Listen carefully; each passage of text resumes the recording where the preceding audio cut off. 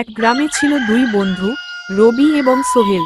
তারা ছোটবেলা থেকেই একসাথে বড় হয়েছে এবং একে অপরের সবচেয়ে ভালো বন্ধু। একদিন গ্রামের কাছে একটি বিশাল পাহাড়ে তারা ট্রেকিং করতে যাওয়ার সিদ্ধান্ত নিল। রবি ছিল সাহসী, কিন্তু সোহেল ছিল কিছুটা ভীতু। সোহেল জানত পাহাড়ে ওঠা কঠিন হবে, কিন্তু রবি তাকে সাহস দিল। যাত্রা শুরু হলো। প্রথমে সোহেল কিছুটা পিছিয়ে পড়ছিল, কিন্তু রবি তাকে বলল, ভয় পাওয়ার কিছু নেই, আমি আছি তোমার পাশে। পথ চলতে চলতে সোহেল ধীরে ধীরে সাহসী হয়ে উঠল। মাঝপথে তারা একটি গভীর নদী পার করতে হয়েছিল।